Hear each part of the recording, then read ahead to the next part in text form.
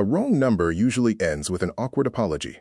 For No Yule Park, it ended with a massacre. Trapped in a blood-slicked alley behind a Koreatown nightclub, her body violated by 3 men who swore she'd disappear like the others, she tried to text her cousin for help. Her hands were shaking too hard. She mistyped 1 digit. That message didn't go to her cousin Min-jun. It went to the emergency family line of Richard Milton, Chicago's most legendary mafia boss. A phone that hadn't received a text in 5 years, not since the night his daughter vanished into a trafficking ring. What happens when a shattered victim accidentally summons the gentleman himself? The answer is bloody, heartbreaking, and absolutely devastating. This is the story of They Molested Me. The taste of blood is metallic and warm. No Yule Park had tasted it before, when she fell off her bike as a child in Seoul, when her mother slapped her for coming home past curfew. But this blood was different. This blood came from a split lip, a gash on her temple, and the deep shame that felt like drowning from the inside out. It wasn't a clean pain. It was a violation that vibrated through her entire body, leaving her hollow. No Yule lay crumpled against a dumpster in the alley behind Moonlight Lounge, her torn dress barely covering her, the Chicago night air biting at her exposed skin.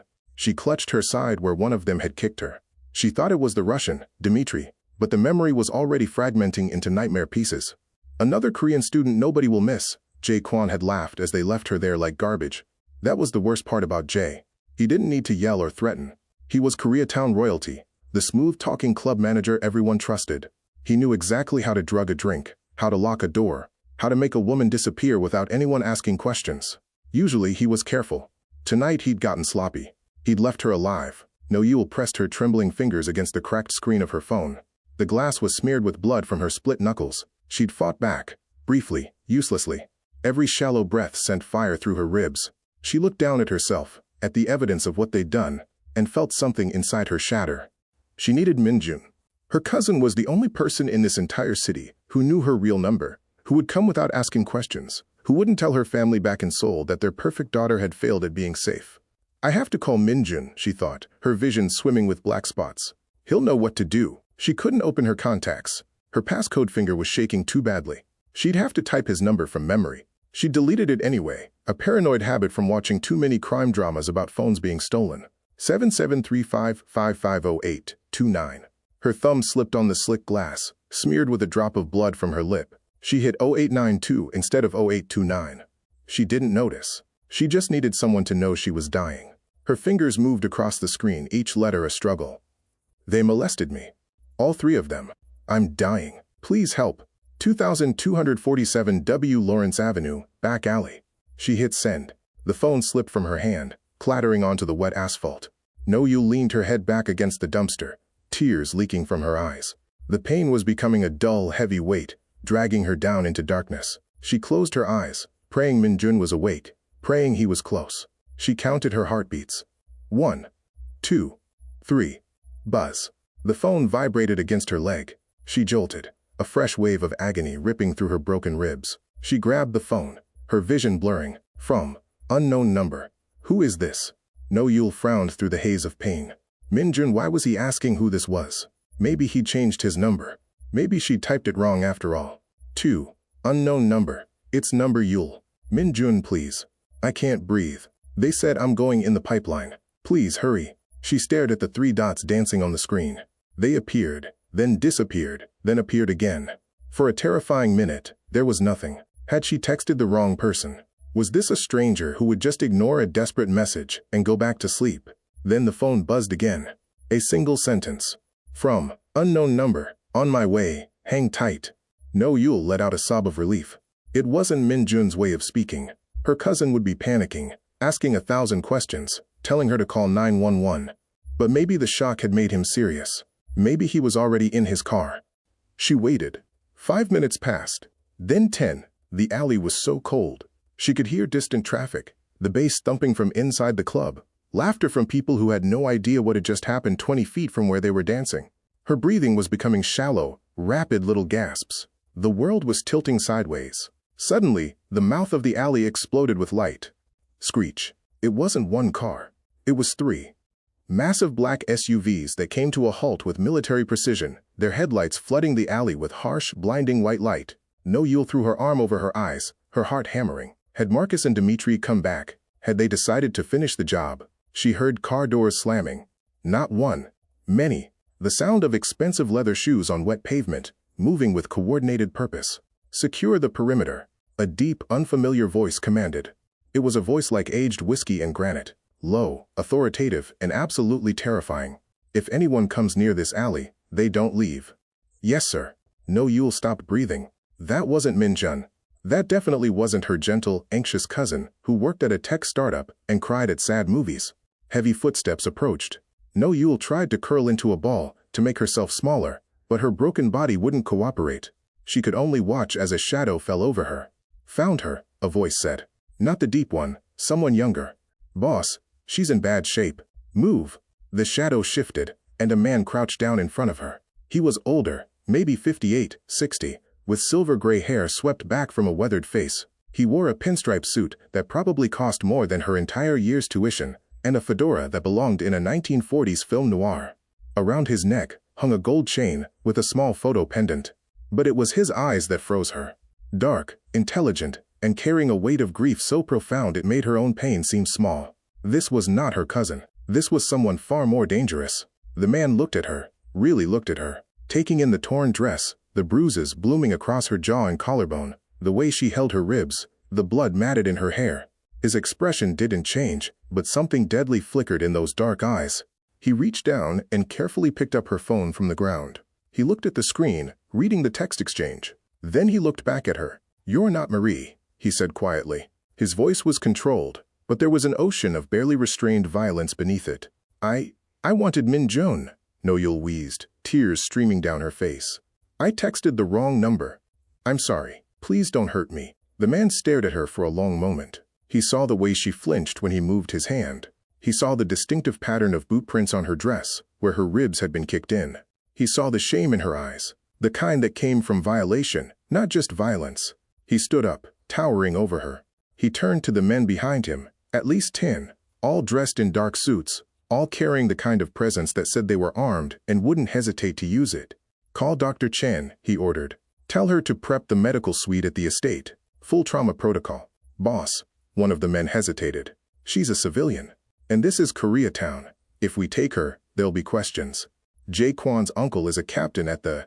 The man turned his head slightly, and the subordinate immediately went silent. "She texted this number," he said softly, holding up the phone. "The number that hasn't received a message since the day my daughter disappeared. Since the day she was taken by traffickers who operate out of places exactly like this." He looked back down at No-Yul, and something in his expression gentled, just fractionally. "Can you walk?" No-Yul shook her head, sobbing. "It hurts. Everything hurts." The man, this stranger who commanded an army in the middle of the night, did something unexpected. He removed his fedora and handed it to one of his men. Then he bent down, and with surprising gentleness, slid one arm under her knees and the other behind her back. He lifted her as if she weighed nothing. No-Yul cried out as the movement jostled her broken ribs, her head falling against his chest. He smelled of expensive cologne, old leather, and something else, gunpowder, maybe, or the metallic tang of violence barely held in check. "I've got you," he murmured, his voice dropping to something almost tender. "You're safe now." As he carried her toward the waiting SUVs, No-Yul saw the club's back door. It was opening. Jae-kwon stood there, flanked by Dimitri and Marcus, their faces shifting from confusion to recognition to pure terror. The man carrying her didn't even pause. He kept walking. "Handle them," he said to his men, quietly. "Wait," Jay started, his voice cracking. "Mr. Milton, we didn't know she was." The man, Milton, stopped. He didn't turn around. He simply adjusted his grip on No-Yul, ensuring her broken ribs were supported. "You have 30 seconds to run," he said, his voice devoid of emotion. "I suggest you use them." He resumed walking. Behind them, No-Yul heard footsteps scrambling, curses in multiple languages, the sound of men trying to disappear into the night. They wouldn't make it far. She somehow knew that. Milton carried her to the middle SUV, where the driver was already opening the back door. The interior was pristine, black leather, temperature-controlled, smelling faintly of cedar. He settled her carefully onto the seat, his movements precise, almost clinical. Then he leaned back and looked at her properly for the first time. "What's your name?" he asked. "No-Yul," she whispered. "No-Yul Park." "No-Yul," he repeated, the Korean syllables slightly awkward in his American accent, but respectful. "I'm Richard Milton. Those men who hurt you, they're connected to the people who took my daughter 5 years ago." He touched the gold chain around his neck, the photo pendant catching the light. No Yule could just make out the image. A young woman with kind eyes and red hair, laughing at the camera. Her name was Marie, Richard said quietly. She was investigating a trafficking ring for a journalism piece. Then she disappeared. No Yule's breath caught. They said I was going in the pipeline. That I'd disappear like the others. Richard's jaw tightened. For a moment, something terrible and final crossed his face. The look of a man who had just made an irreversible decision. You're not disappearing, he said. And neither is anyone else. Not anymore. He started to close the door, then paused. No Yule, I need you to understand something. I'm not the police. I'm not a good man. But I'm gonna ask you a question, and I need you to answer honestly. She nodded, unable to speak. Do you want them to face justice? Richard asked. Or do you want them to face me? No Yule looked into those dark, grief-stricken eyes. Eyes that had been searching for answers for 5 years. Eyes that had just found a purpose again. She thought about Jay's laugh. Dimitri's hands. Marcus's cold efficiency. She thought about the other girls they'd mentioned, the ones who'd already disappeared. Both, she whispered. Richard Milton smiled. It wasn't a kind smile. It was the smile of a man who'd just been given permission to wage war. Good, he said. Then let's get you healed. Because when you're ready, we're going hunting. He closed the door. Through the tinted window, No Yule watched him gesture to his men. They moved with purpose, some heading back toward the club, others forming a protective perimeter around the vehicles. The driver got in, glanced at her in the rearview mirror with professional concern, and started the engine. As they pulled away from the alley, from the worst night of her life, No Yule looked down at her phone, still clutched in her hand. One wrong digit, 773-555-0892, instead of 0829. One wrong number had just changed everything. She'd wanted her cousin. Instead, she'd summoned the devil. And maybe, just maybe, that was exactly what she needed. Please stay with us and subscribe to this channel as we unveil the story. The bass from Moonlight Lounge's sound system pulsed through No Yule's chest as she nursed her third cosmopolitan of the night, watching her classmates from Northwestern celebrate on the dance floor. She should have been out there with them.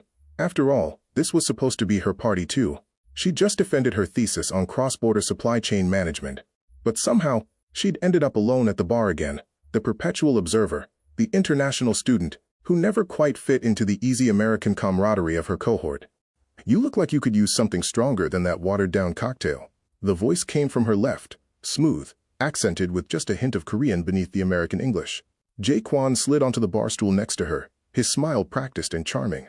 No Yule recognized him as the club manager, the guy everyone in Koreatown seemed to know and trust. Oh, I'm okay, thank you, she said automatically, the Korean politeness her mother had drilled into her rising up like muscle memory. Jay's smile widened. Come on, it's on the house. Celebrating something special? He was already signaling the bartender, who nodded and began mixing something in a rocks glass. I make it a point to take care of our Korean students. You're Northwestern, right? Business school? No Yule felt herself relaxing, despite her better judgment. He knew the community. He understood. International business, yes. I just finished my thesis defense today. Then you definitely deserve the good stuff. The bartender placed a dark amber drink in front of her, something that smelled expensive and sophisticated. Jay raised his own glass. To your success. Chukayo. The Korean congratulations made her smile. She clinked glasses with him, not wanting to seem rude, not wanting to reject his kindness. That would be disrespectful. Her mother's voice echoed in her head. Don't make trouble. Be gracious. She took a long sip. It was smooth, warming her throat. She took another. The room tilted sideways 10 minutes later. No Yule gripped the edge of the bar, her vision fragmenting into double images. The music had become too loud, drilling into her skull. Her tongue felt thick in her mouth. Whoa, easy there. Jay's hand was on her elbow, steadying her. Those congratulatory drinks hit harder than you think, huh? Come on, let me get you somewhere quiet to rest. Just for a minute, until your head clears. No Yule tried to protest, but her words came out slurred. My friends, I'll tell them you're resting. Don't worry, just through here. The private room was spinning when she opened her eyes. No Yule didn't remember closing them, didn't remember how she got from the bar to this leather couch. Her dress was twisted, her bra clasp undone. Panic spiked through the drugged fog. 3 men stood in the room. Jay still smiling that same charming smile. A broad-shouldered Russian with dead eyes. Dmitri. She'd hear him called later. And an older Chinese-American man in an expensive suit, typing on his phone with clinical disinterest. She's perfect for the European route, Marcus said, not even looking at her. 24, educated, no family nearby to make noise. The buyer in Amsterdam specifically requested Korean. See? Jay said to Dimitri. I told you we could fill the quota this month. No, you'll try to stand. Her legs buckled. She crawled toward the door, her fingers grasping the handle. Locked. Please, she whispered. Please, I won't tell anyone. Just let me go. Dimitri laughed, a sound like gravel scraping concrete. They all say that. What happened next shattered into fragments. Hands that wouldn't stop, her voice screaming and then not screaming, because what was the point? The ceiling tiles she counted to make her mind go somewhere else, anywhere else. 47 tiles. 47 chances to disappear inside her own head. When it was over, Jay stood and adjusted his tie as if he'd just finished a business meeting. Another Korean student nobody will miss, he said to Marcus. Take her to the back alley. She'll disappear naturally by morning. Hypothermia, OD, whatever the cops want to write it up as. Dimitri dragged her by her arm through the back hallway. The exit door opened onto a dark alley that smelled of rotting garbage and urine. He dropped her next to a dumpster like she was trash. Sweet dreams, he said, and walked back inside. No, you'll lay there, her body screaming, her mind fracturing.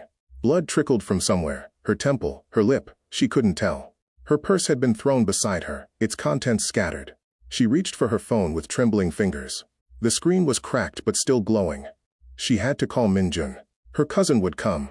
He would help. Her vision blurred, the numbers swimming. 77355500829. She deleted his contact to save storage space. She had to type it from memory. 7735555. Her thumb slipped on the blood-slick screen. 0892. She didn't notice the mistake. She just needed someone to know. Asterisk, they molested me. All three of them. I'm dying. Please help. 2247 W. Lawrence, back alley. Asterisk. Send. The phone slipped from her hand. The world went dark around the edges, pulling her down into unconsciousness. Her last thought was a prayer in Korean, the words her grandmother had taught her as a child. Please, someone, anyone. Richard Milton had built his empire on patience and precision. At 58, he'd learned that the men who survived in his world were the ones who never acted on impulse, who calculated every move 3 steps ahead, who kept their emotions locked behind titanium walls. Tonight, those walls shattered. He was reviewing shipping manifests in his office, legitimate imports mixed with less legitimate cargo, when the phone buzzed. Not his regular phone. The other one. The emergency line he'd kept active for 5 years, charging it religiously every night, despite the fact that it had never received a single message. Marie's phone. The line he'd given her before she started investigating the trafficking story. Asterisk, if anything happens, you text this number. I don't care what time, what city. I'll come. Asterisk. The phone vibrated against the mahogany desk, and Richard's hand froze mid-signature. His lieutenant, Vincent, looked up from across the desk, frowning at the unfamiliar sound. Richard picked up the phone with steady hands, though his heart had begun hammering in his chest. The message loaded. Asterisk, they molested me. All 3 of them. I'm dying. Please help. 2247 W. Lawrence, back alley. Asterisk. The world went silent, except for the roaring in his ears. 5 years. 5 years of hunting, searching, following dead ends and bodies that turned up in rivers. 5 years of that phone sitting silent while he slowly accepted that his daughter was gone. And now this. Boss. Vincent's voice seemed to come from very far away. Richard stood, his chair scraping back with enough force to topple it. Get everyone. Now. Full tactical. Vincent blinked. Sir. What? Everyone. Richard's voice cut through the room like a blade. Every man we have. Armed. 8 minutes. The convoy leaves in 8 minutes. He was already moving toward the gun safe, pulling out his Beretta, checking the magazine with practiced efficiency.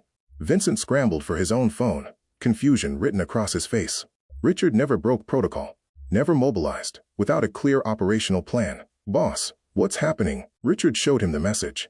Vincent's eyes widened as he read it, then looked at the phone they all knew had been waiting for Marie. This is it, Richard said quietly, holstering his weapon. This is the lead we've been waiting for. But boss, this isn't, it can't be Marie. I know, Richard's voice was granite, but whoever sent this message is connected to the people who took her, and they're dying in an alley right now while we're standing here talking. Vincent nodded once and started making calls. 7 minutes later, 3 black SUVs tore out of the Milton Estates gates, carrying 20 armed men in tactical gear hidden beneath tailored suits. Richard sat in the lead vehicle, his fedora pulled low, Marie's photo pressed between his palm and his chest. Hold on, asterisk, he thought. Just hold on. Taps 1. The convoy screamed into the alley behind 2247 W. Lawrence, with enough force to scatter trash cans and send rats fleeing into the shadows. Headlights flooded the narrow space with harsh white light. Car doors slammed open in synchronized precision. Secure the perimeter, Richard commanded, already moving. If anyone comes near this alley, they don't leave. His men spread out with military efficiency, weapons drawn, covering every angle. Richard walked deeper into the alley, his heart in his throat, dreading what he might find. Then he saw her, a young woman crumpled against a dumpster like discarded trash. Dark hair matted with blood, torn black dress, body curled protectively around itself, even in unconsciousness. Not Marie. This girl was Asian, petite, younger than his daughter would be now. But the way she lay there, broken and alone, the evidence of violence written across her body, it was Marie. It was every girl the traffickers had taken. It was 5 years of failure crystallized into one shattered human being. Richard dropped to his knees beside her, not caring that his expensive trousers touched the filthy ground. He pressed 2 fingers to her throat, feeling for a pulse. There, thready and weak, but there. Found her, one of his men called out. Boss, she's in bad shape. I can see that, Richard said, his voice deadly calm, despite the rage building in his chest. He cataloged her injuries with clinical precision: head wound, possible concussion, defensive wounds on her hands, torn clothing, bruising consistent with assault. His jaw tightened until his teeth ached. Someone had done this deliberately, systematically, and then left her here to die. Medic, now. Richard carefully slid his arms beneath her, one under her knees, one supporting her back. She was lighter than Marie had been, fragile in a way that made his protective instincts roar to life. Anyone follows us, they disappear. I want this entire block locked down. Find every camera, every witness, every piece of evidence. He lifted her against his chest as he stood, her head lolled against his shoulder, and he could feel her shallow, rapid breathing against his neck. Find them, all. He looked at Vincent. 3 men. I want names, addresses, and locations within the hour. Yes, sir. In the SUV, Noel's eyes fluttered open briefly as they pulled onto the street. She looked up at Richard's weathered face, her gaze unfocused and confused, landing on the gold chain around his neck, Marie's photo catching the passing streetlights. Who are you? Her voice was barely a whisper, thick with pain and shock. Richard looked down at her, this broken stranger who'd accidentally called him back from the edge of giving up. Someone who's going to make this right, he said. Her eyes closed again, consciousness slipping away. Richard held her a little tighter as the convoy raced toward his private medical facility, his mind already 3 steps ahead, already planning exactly how he was going to destroy the men who'd done this. Patience and precision had built his empire. But tonight, Richard Milton was going to war. Noel woke to the smell of antiseptic and something else. Lavender, maybe, or expensive linen detergent. Not the cheap fabric softener from her apartment's coin laundry. Not the metallic tang of blood and garbage from the alley. Her eyes snapped open. Wrong ceiling, wrong room, wrong everything. She tried to sit up, and pain exploded through her ribs. A firm but gentle hand pressed her shoulder back down. Easy, easy, a woman's voice said. Asian American, professional, concerned. You have 3 cracked ribs and a moderate concussion. Sudden movements are not your friend right now. Noel's vision focused on the woman leaning over her, mid-40s, wearing scrubs, a stethoscope around her neck. Behind her, the room was decorated in soft grays and creams, with medical equipment that looked far too sophisticated for any apartment. An IV drip hung beside the bed, the line running to Noel's arm. Where am I? Noel's voice came out hoarse, panicked. Where? What? You're safe, the woman said, checking the IV bag with practiced efficiency. I'm Dr. Sarah Chen. You're in a private medical facility. You were brought here approximately 6 hours ago with significant trauma. Noel's hands flew to her body. She was wearing clean clothes, soft cotton pajamas that weren't hers. Her torn dress was gone. Someone had undressed her, cleaned her, treated her wounds while she was unconscious. The panic spiked into something close to hysteria. Who brought me here? Where are my things? I need to leave. You need to stay still before you puncture a lung, Dr. Chen said firmly. And you can ask him yourself. He's been waiting outside since we finished the exam. The door opened before Noel could ask who him was. The man from the alley stepped inside, and Noel's breath caught. In the soft lighting of the bedroom, he looked less like a film noir character and more like what he actually was. A dangerous man, trying very hard to appear non-threatening. He removed his fedora as he entered, holding it respectfully in both hands. The gesture was so old-fashioned, so incongruous with the violence she sensed coiled beneath his surface, that Noel didn't know what to make of it. Miss Park, he said quietly. I'm glad you're awake. How are you feeling? Terrified, No Yule said honestly. Who are you? Why am I here? Richard Milton pulled a chair beside her bed and sat down slowly, maintaining distance, keeping his hands visible. My name is Richard Milton. You texted my emergency line last night. He reached into his jacket. No Yule flinched and pulled out a phone. Her phone, she realized. This number.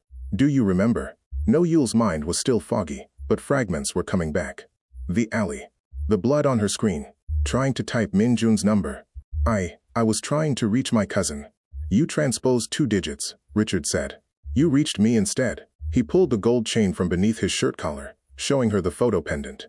A young woman with red hair and kind eyes smiled at the camera. This is my daughter, Marie. She's been missing for 5 years.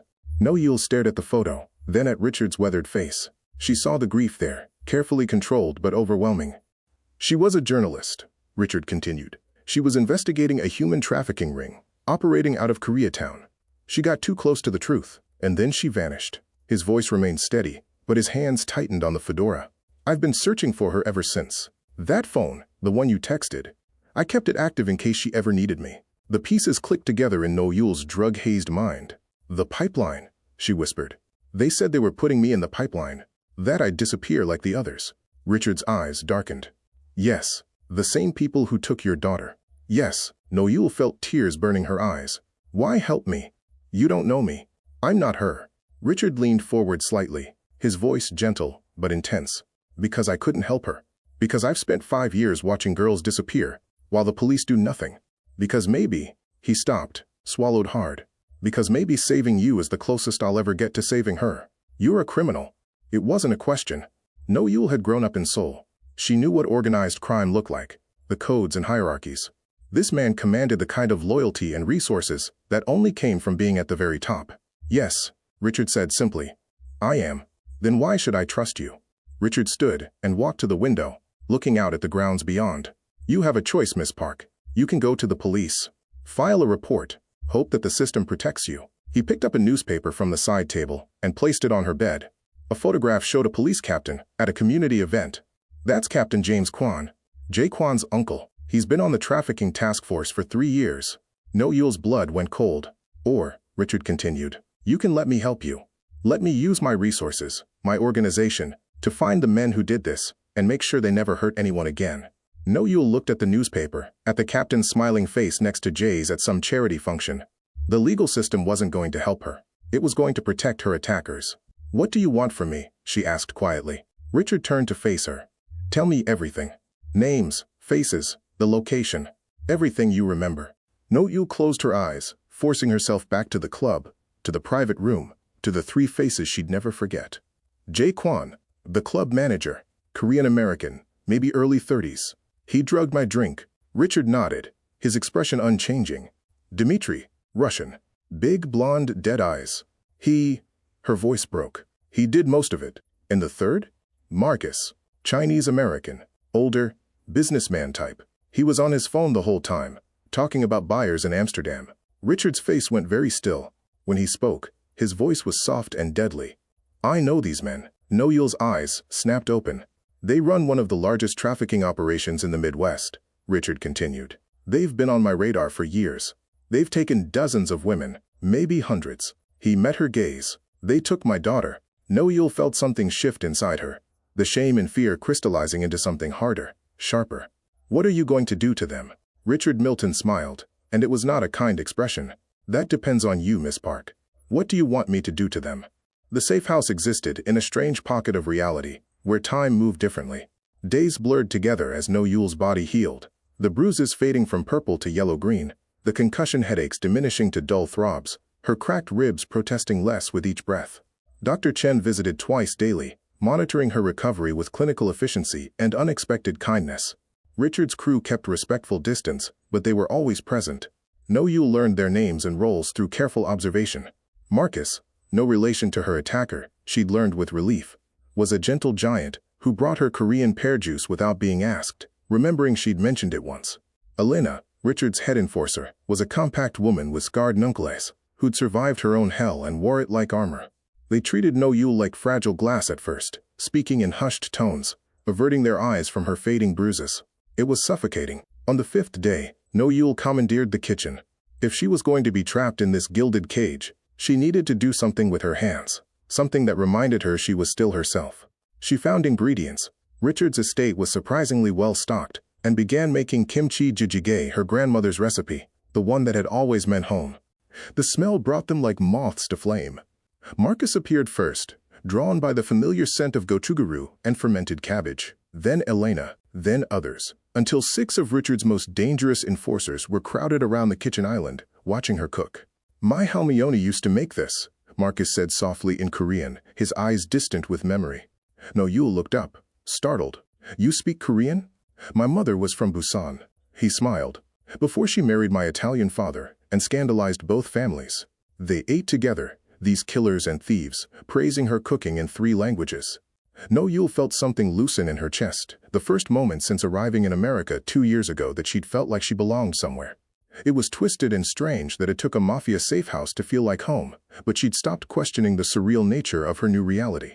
Richard found her that afternoon in the estate shooting range, a converted barn behind the main house. She was standing in the doorway, staring at the targets downrange, her arms wrapped protectively around her healing ribs. "You can hide forever," Richard said quietly from behind her, "or you can face them armed." No Yule turned. He was holding a handgun, small enough for her grip, the metal gleaming dully in the afternoon light. "I don't know how to shoot." "I know. That's why I'm going to teach you." He stepped beside her, not crowding, always conscious of her space. "You don't have to do this. But if you want justice, real justice, you need to be able to protect yourself." Her hands trembled as she took the weapon. It was heavier than she'd expected, cold, and somehow alive with potential violence. Richard was patient. He showed her the stance, how to breathe, where to focus. But when he moved to adjust her grip, his hand nearing hers, No Yule flinched so violently she nearly dropped the gun. They both froze. "I'm sorry," No Yule whispered, shame flooding through her. "I'm sorry. Don't apologize." Richard's voice was gentle. "We go at your pace. Always." He stepped back, giving her space. "Try it again. Just you and the target." It took 17 attempts before she hit anything. The 18th shot punched through the paper target's shoulder, and something inside No Yule cracked open. She lowered the gun and started crying, deep, wrenching sobs that had nothing to do with the target and everything to do with the fact that she'd done something, controlled something, hit back at the phantom shapes of her attackers. Richard said nothing. He just stood beside her until the storm passed, then quietly reloaded the magazine. That evening, Richard spread maps and photographs across his study's conference table. No Yule sat across from him, her ribs still aching, but her mind sharp. "I need you to explain something," Richard said. "We've identified at least 12 Korean women who've disappeared from Koreatown in the past 3 years, 12 that we know of. And yet there are almost no police reports, no missing persons cases. Why?" No Yule studied the photographs. Young women with hopeful eyes, scholarship students and immigrants like her. "Shame culture," she said quietly. "In Korean families, there's this concept of chemyeon kimyeon, face, honor. If something bad happens to you, especially something like..." She couldn't say the words. "It brings dishonor to the whole family, so they don't report." They can't report. These girls are here on student visas, working jobs. Their families sacrificed everything to make possible. If they admit what happened, they're admitting they failed to protect themselves. They're ruining the family's reputation. No Yule's fingers traced one photograph, a girl who looked startlingly like her. It's easier to disappear quietly than to shame everyone you love. Richard listened with the intensity of a man cataloging every word for future strategy. She realized her knowledge, the cultural dynamics, the community pressures, the unspoken rules, was a weapon he didn't have. "You're thinking differently now," Richard observed. "I'm thinking like prey that learned to bite back." 2 days later, Richard's tech specialist, a nervous man named Tommy who looked about 19, burst into the study with a laptop. Found him. Dmitry Volkov.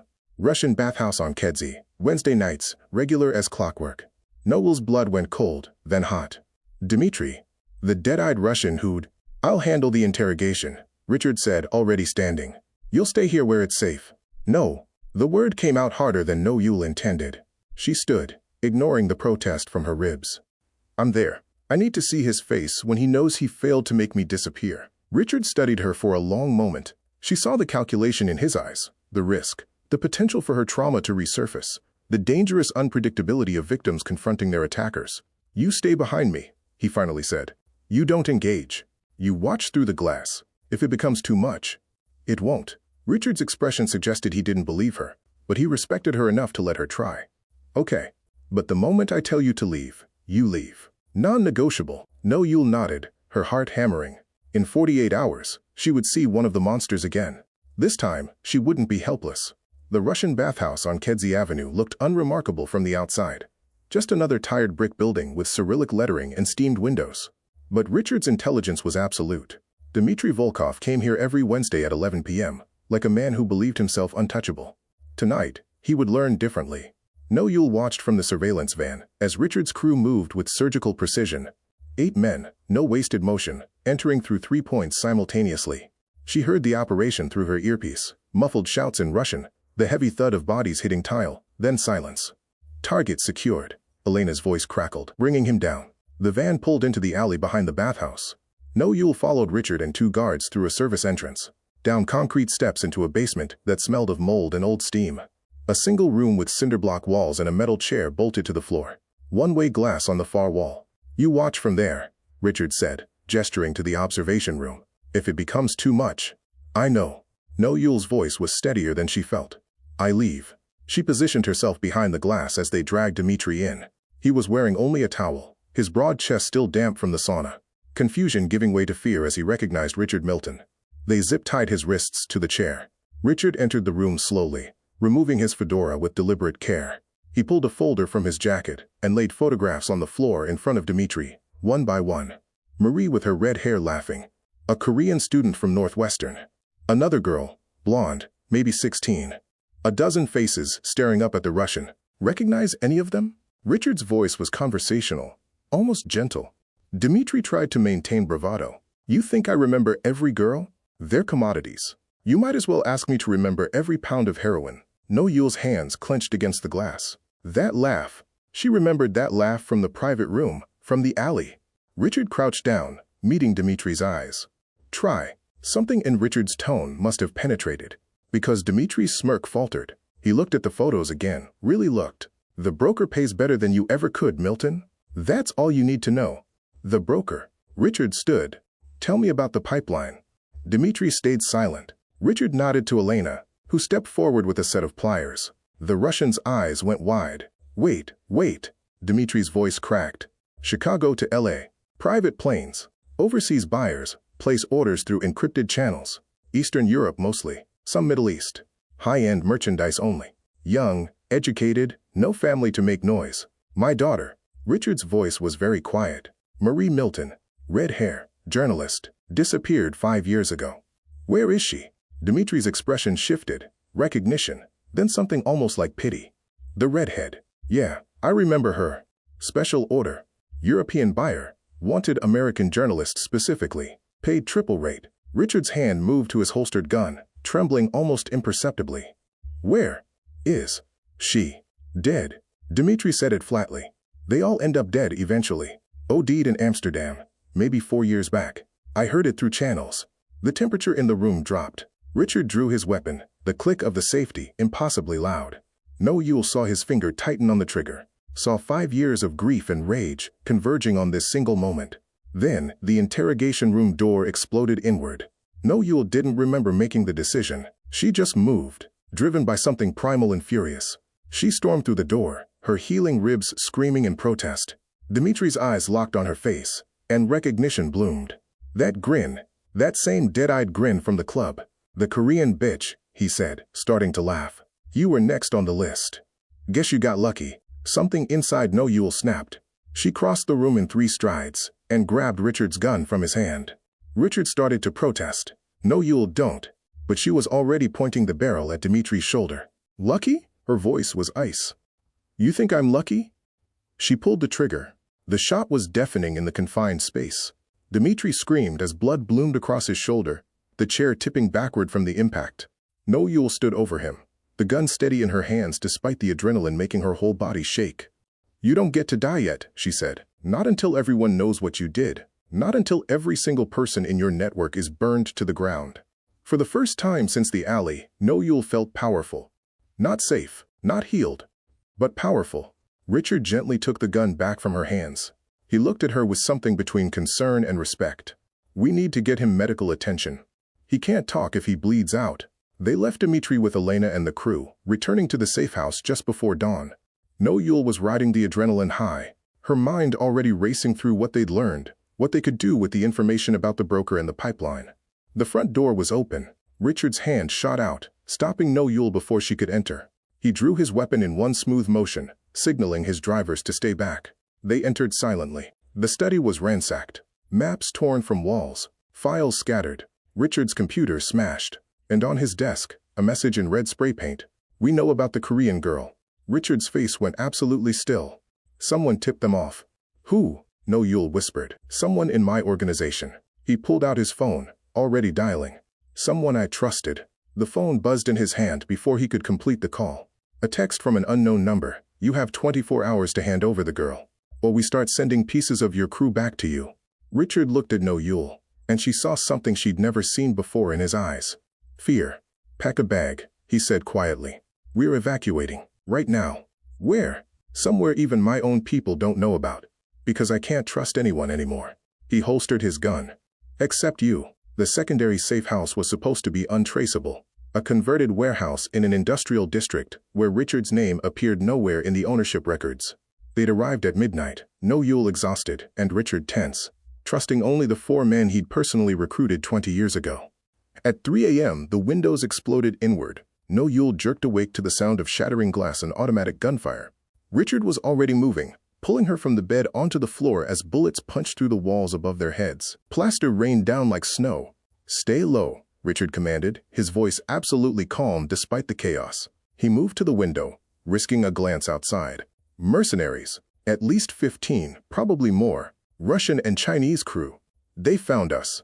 "How?" No Yule's voice cracked. "Doesn't matter right now." Richard pulled a lockbox from under the bed, entering the combination with steady hands. Inside, 2 handguns, extra magazines, a combat knife. He handed No Yule one of the pistols. "Remember your training." No Yule took the weapon, her hand shaking but her grip correct.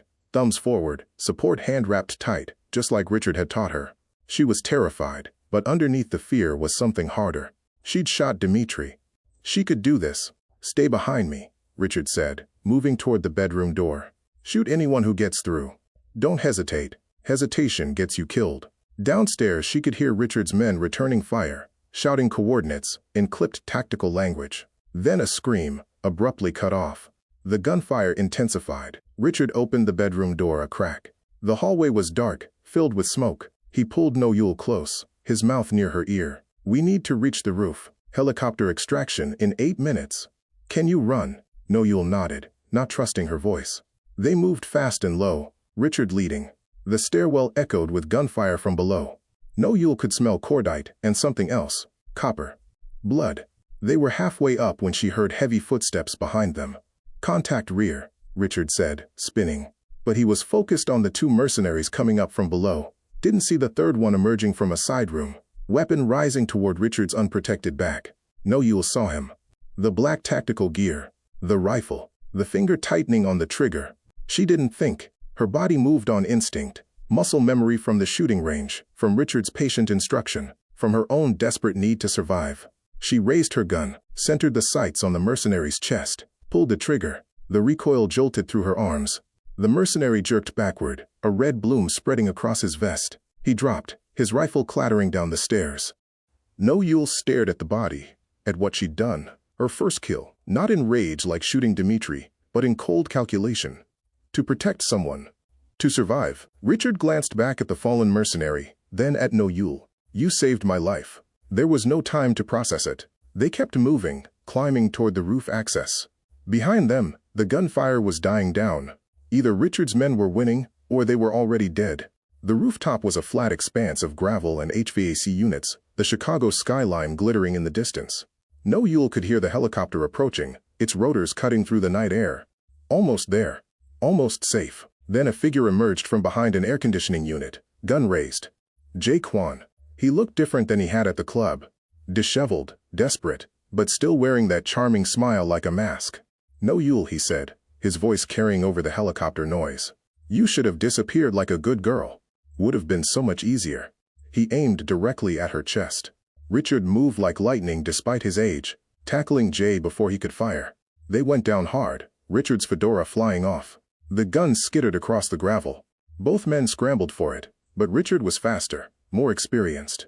He drove his elbow into Jay's face, once, twice, 3 times, until Jay's nose shattered and blood streamed down his chin. The helicopter touched down 20 feet away, its side door sliding open. Samuel, Richard's oldest friend, the pilot who'd flown with him since the beginning, gestured frantically. "Boss, we need to go now."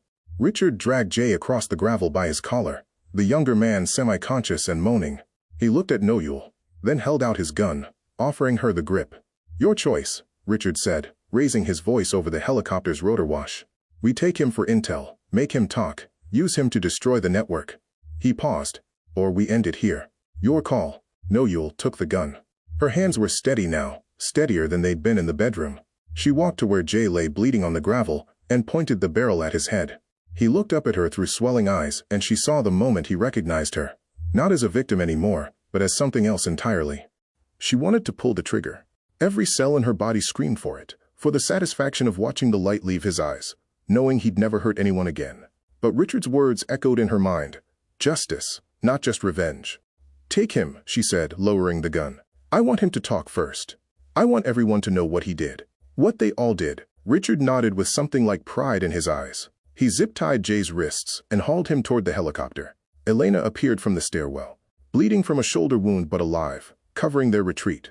As the helicopter lifted off, Noyul looked down at the warehouse, at the syndicate mercenaries regrouping below, already too late. She'd killed a man tonight, saved Richard's life, chose justice over vengeance. She was becoming someone new, someone dangerous, and she was just getting started. Jaquan broke on the second day. Not from torture. Richard was too calculated for that, but from the slow, methodical dismantling of every certainty he'd built his life on. His uncle couldn't protect him. His connections were worthless. The syndicate had already written him off as acceptable losses. He told them everything. "Warehouse on South Ashland," Jay said through swollen lips, his shoulder still bandaged from where Noyul had shot Dmitri. "Friday night. Major shipment. 15 girls going to buyers in Prague, Dubai, Amsterdam. The broker will be there personally, to oversee quality control." Richard leaned forward. "The broker's name?" Jay hesitated, then laughed bitterly. "You're going to love this. It's my mother, Mrs. Helen Kwan, pillar of the Korean-American community. Church elder, charity organizer."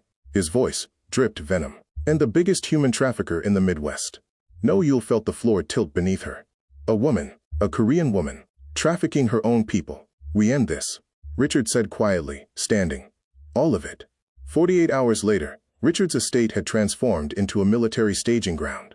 40 men. Every soldier he could trust, vetted personally after the betrayal, geared up in tactical equipment. Maps covered every surface.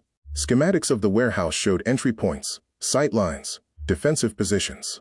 Noyul watched from the doorway as Richard coordinated with his lieutenants, and felt something harden in her chest. These were Korean girls like her. Students, immigrants, women who'd come to America with hope, and ended up in cages. She couldn't hide while they were saved. "I'm going," she announced, walking into the room. 40 pairs of eyes turned to her. Richard's expression closed off immediately. "No, absolutely not. They're Korean girls like me." Noyul's voice was steel. "I won't hide in this house while they're rescued. I need to be there. I need them to see a survivor, not just armed men. You could be killed. I've already been killed once." She met his gaze. "I came back angrier. Let me finish this." Richard studied her for a long moment, this young woman who'd accidentally texted him 3 weeks ago, broken and dying. Who'd learned to shoot, to fight, to choose justice over revenge.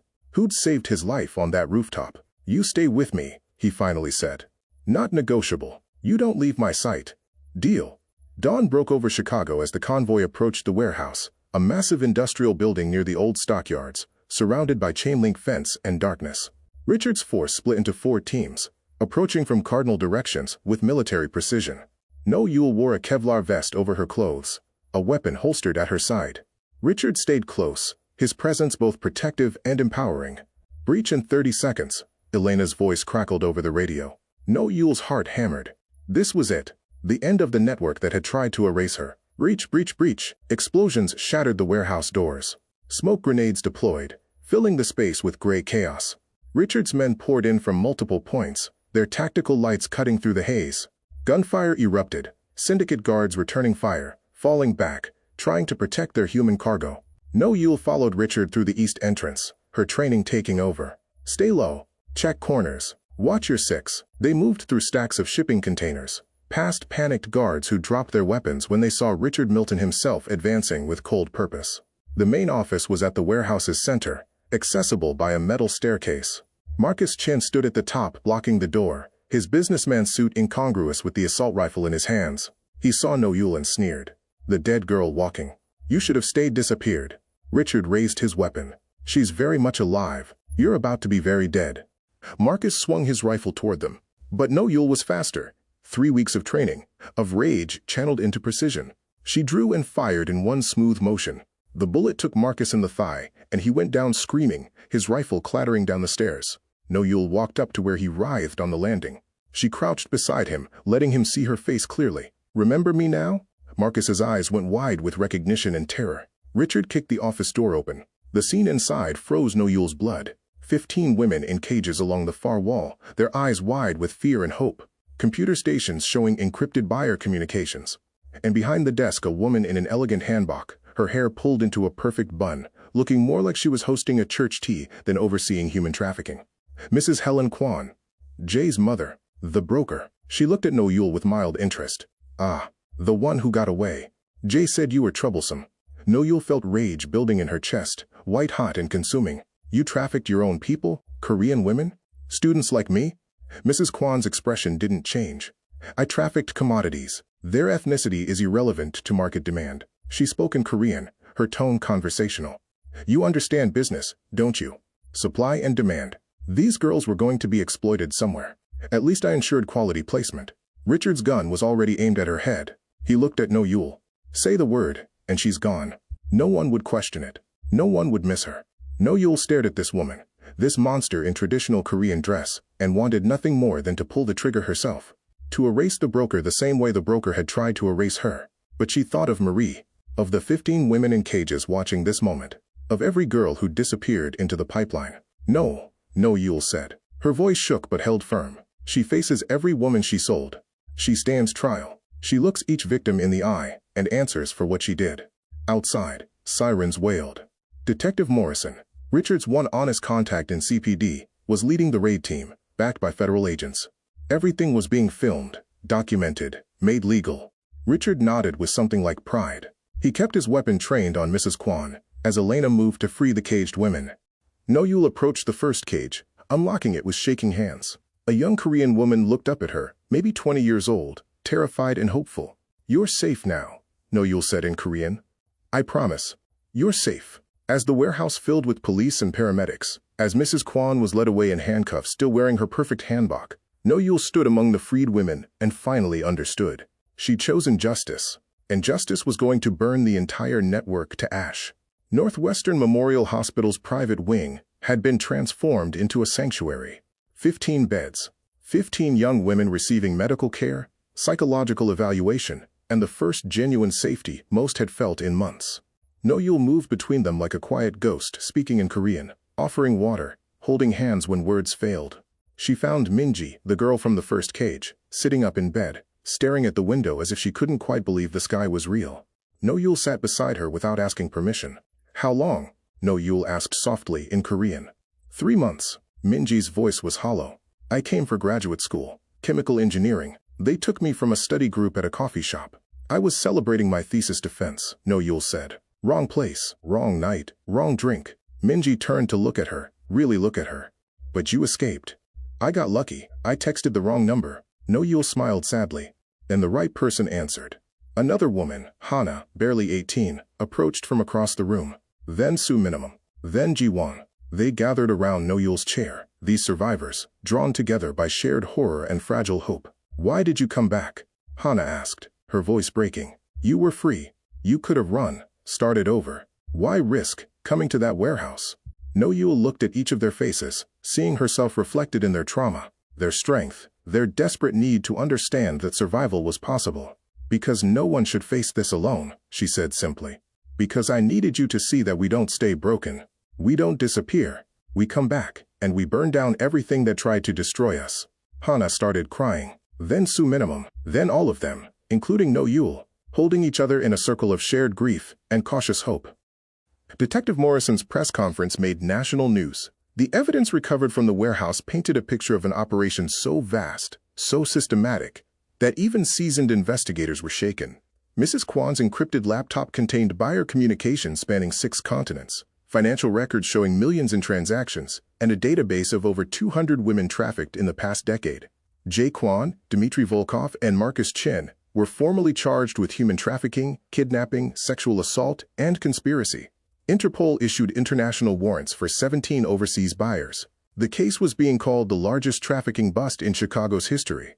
Richard watched the news from his study, his expression unreadable. Noel knew he wasn't interested in the publicity. He was waiting for something else. It came 3 days later. Detective Morrison arrived at the estate personally, carrying a sealed evidence box marked with Marie Milton's name. "We found this in Mrs. Kwan's files," Morrison said quietly. "Your daughter's case file.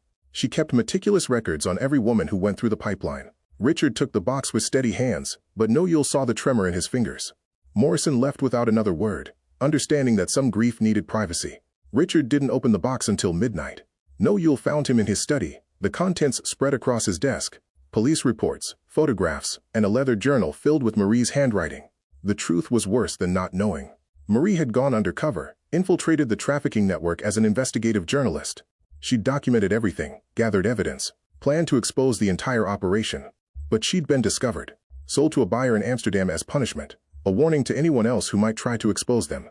She'd lasted 6 months in a brothel before dying of a heroin overdose, forced addiction being the network's preferred method of control. The final entry in her journal was dated 4 years ago. Asterisk. "If you're reading this, Dad, I'm probably dead. But please, finish what I started. Save the others. Don't let them win." Asterisk. Noel stood in the doorway, watching Richard's shoulders shake as he read his daughter's final words. This man, this legendary crime lord who'd built an empire on controlled violence and calculated risk, was crying like his heart was breaking all over again. She crossed the room quietly and sat beside him. She didn't speak, didn't offer platitudes about time healing or Marie being in a better place. She just took his weathered hand in hers and held on, 2 people bound by trauma and the brutal work of seeking justice. "She would be proud of what we did," Noel finally said. "Of what we're going to keep doing." Richard looked at her, his eyes red but clear. "She wanted to save them all. I couldn't save her, but maybe." His voice broke. "We saved 15 women because of her research," Noel said firmly. "We destroyed the network she died trying to expose. We gave her justice, Richard. Real justice." He nodded slowly, squeezing her hand. In that moment, they weren't crime lord and victim, protector and protected. They were family, chosen, forged in fire, bound by the determination to honor the dead by protecting the living. "Thank you," Richard whispered, "for being brave enough to text that wrong number." Noel smiled through her own tears. "Thank you for answering." The Cook County Courthouse felt like a cathedral of judgment, all marble columns and echoing footsteps.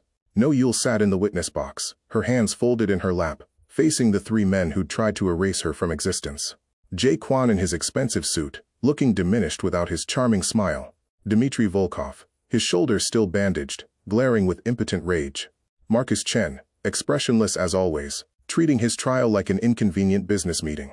The prosecutor asked her to describe what happened that night at Moonlight Lounge.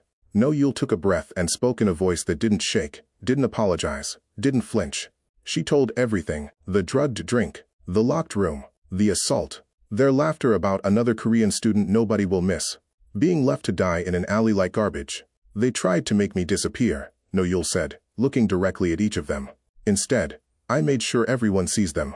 Everyone knows what they are, and they'll carry that for the rest of their lives."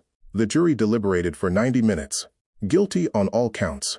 30 years minimum, no possibility of parole. As the verdicts were read, Jay finally looked at her. Not with the predatory charm from the club, but with the hollow recognition of a man who'd underestimated his prey. Noel met his gaze and didn't look away until the bailiffs let him out in chains. Richard was waiting in the courthouse corridor, his fedora in his hands, looking proud in a way that made Noel's throat tight. "It's over," he said quietly. "This part is," Noel replied. A week later, they sat in Richard's study, the same room where he'd first explained about Marie, about the trafficking network, about the choice between police and justice. The prosecutions were complete. Mrs. Kwan awaited trial. The 15 rescued women were in protective custody, receiving therapy and support. Noel was free to leave. "I'm offering you anything you want," Richard said. New identity, relocation anywhere in the world, enough money to start over completely. You don't owe me anything, No Yul. You're free. No Yul looked at him, this weathered man who'd become something between a father and a partner, who'd taught her that surviving wasn't the same as living. I don't want to run, she said. I want to fight. Richard's expression shifted, something between concern and understanding. There are more networks, No Yul continued. More brokers. More girls like me who'll be targeted because they're isolated, vulnerable, trying to build better lives. She leaned forward. I can't just walk away knowing they're out there. This isn't a normal life, Richard warned. It's dangerous. It's watching the worst of humanity. It's carrying weight that never gets lighter. I know. No Yul's voice was steady. But I also know I'm good at this. I understand the cultural dynamics, the community pressures, why victims don't report. I can help identify targets before they're taken. I can be the person I needed that night in the alley. Richard studied her for a long moment. I can't offer you a normal life, he finally said. But I can offer you purpose. Work with me. Cultural liaison, trafficking specialist. Help me burn down every network that preys on vulnerable women. He stood and extended his hand across the desk, not as a crime lord to an employee, but as an equal to an equal. Partners, he asked. No Yul stood and grasped his hand firmly. Partners. The transformation happened gradually. No Yul moved into the estate officially, taking one of the guest suites that became her permanent residence. She enrolled in law school part-time. If she was going to fight trafficking, she'd do it both legally and through Richard's less conventional methods. The crew accepted her as one of their own, this fierce young woman who'd earned her place through survival and strength. Marcus, the gentle giant who'd first brought her Korean pear juice, became her unofficial bodyguard and Korean language partner. Elena taught her advanced self-defense and tactical awareness. Richard mentored her in strategy, patience, and the careful balance between justice and revenge. Other survivors from the warehouse began visiting the estate. Hana wanted to learn to shoot. Suman asked about helping with intelligence gathering. Slowly, organically, they were building something new. An organization that protected instead of preyed, that empowered instead of controlled. Richard's crew began regular patrols through Koreatown, their presence shifting from intimidation to protection. They became known as the people you called when the police wouldn't help, when someone was missing, when danger was too close and conventional channels too slow. 6 months after the trial, No Yul and Richard stood in Rose Hill Cemetery before Marie's memorial stone. No Yul placed a bundle of Korean cosmos flowers, her grandmother's symbol of resilience, at the base of the marker. Thank you, Richard said quietly, for letting me help you, for giving me purpose again. No Yul turned to him, this man who'd answered a wrong number and changed everything. Thank you for teaching me I'm not broken. She smiled. Just dangerous. Richard laughed, a real laugh, the first she'd heard from him. Dangerously compassionate. The worst kind. They walked back to the car together, already discussing their next operation. A tip about a massage parlor in Chinatown. Possible trafficking front. They'd need to investigate carefully, gather evidence, coordinate with Detective Morrison. No Yul's phone buzzed as they drove. Unknown number. She almost ignored it, then remembered. She opened the message. Asterisk, help me. They took my sister. I don't know who else to call. Please, asterisk. No Yul showed the text to Richard. He read it and nodded once, understanding everything that needed to be said. No Yul typed her response, her fingers steady, her purpose absolute. Asterisk, on my way, hang tight. Asterisk. A wrong number had saved her life. Now she would spend the rest of her life answering wrong numbers for others, being the cavalry that arrived when hope was dying, proving that sometimes the wrong number is exactly the right one. The cycle continued. Justice demanded it. And No Yul Park, survivor, warrior, protector, was ready. Thank you for spending your time with me. It genuinely means a lot. If you want more content like this, like the video, subscribe, and turn on the notification bell. And tell me in the comments, what part was your favorite? I'll see you in the next one.